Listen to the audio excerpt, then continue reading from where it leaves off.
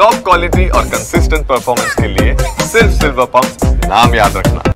Honey trap ವಿಚಾರವಾಗಿ ರಾಜಣ್ಣ ನಡೆ ಸದ್ಯಕ್ಕೆ ಬಹಳ ನಿಗೂಢವಾಗಿದ್ದು ಕೇವಲ ರಾಜಕೀಯ ಸಮರಕ್ಕಷ್ಟೇ ಹನಿ ಟ್ರ್ಯಾಪ್ ಸೀಮಿತ ಮಾಡಿಕೊಂಡ್ರ ಅನ್ನೋ ಪ್ರಶ್ನೆ ಎದ್ದಿದೆ. ಬನ್ನಿ ಈ ಬಗ್ಗೆ ರಿಪೋರ್ಟ್ ಇದೆ, ನೋಡೋಣ.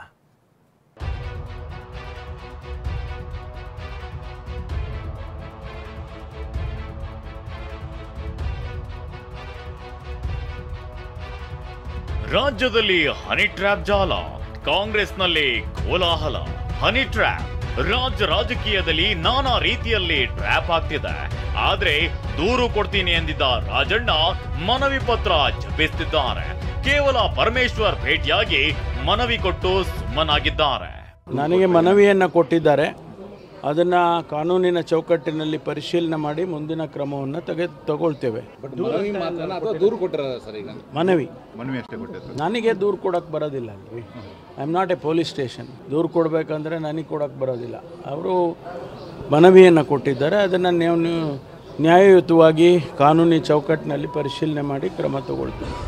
ರಾಜಣ್ಣ ಕೊಟ್ಟ ಮನವಿಯನ್ನ ಪೊಲೀಸ್ ಮಹಾನಿರ್ದೇಶಕರಿಗೆ ಪರಮೇಶ್ವರ್ ರವಾನಿಸಿದ್ದಾರೆ. ಈ ಬಗ್ಗೆ ಗೃಹ ಇಲಾಖೆ ಕಾನೂನು ಅಭಿಪ್ರಾಯ ಪಡೆದ ನಂತರವಷ್ಟೇ ತನಿಖೆ ಬಗ್ಗೆ ನಿರ್ಧಾರವಾಗುತ್ತೆ.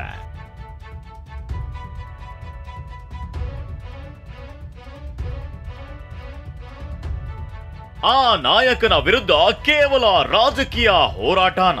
ಇಂದು ಕ್ಯಾಬಿನೆಟ್ನಲ್ಲೂ ಹನಿ ಟ್ರ್ಯಾಪ್ ವಿಚಾರ ಪ್ರಸ್ತಾಪವಾಗುವ ಸಾಧ್ಯತೆ ಇದೆ. ಹೀಗಾಗಿ ದೂರು ಕೊಡದೆ ಕೇವಲ ರಾಜಕೀಯವಾಗಿ ಆ ನಾಯಕನ ವಿರುದ್ಧ ರಾಜಕೀಯ ಸಮರ ಮುಂದುವರಿಸಲು ತಂತ್ರ ಹೂಡಿದ್ದಾರೆ ಎನ್ನಲಾಗ್ತಿದೆ.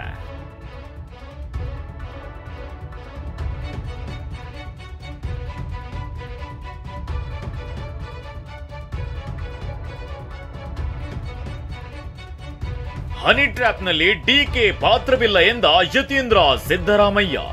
ಅತ್ತ ರಾಜಣ್ಣ ಎಚ್ಚರಿಕೆ ಹೆಜ್ಜೆ ಇಟ್ಟಿದ್ರೆ ಇತ್ತ ಯತೀಂದ್ರ ಸಿದ್ದರಾಮಯ್ಯ ಡಿಕೆ ಪರ ಬ್ಯಾಟ್ ಬೀಸಿದ್ದಾರೆ. ಇದರಲ್ಲಿ ಡಿಕೆ ಶಿವಕುಮಾರ್ ಪಾತ್ರವಿಲ್ಲ ಎಂದಿದ್ದಾರೆ.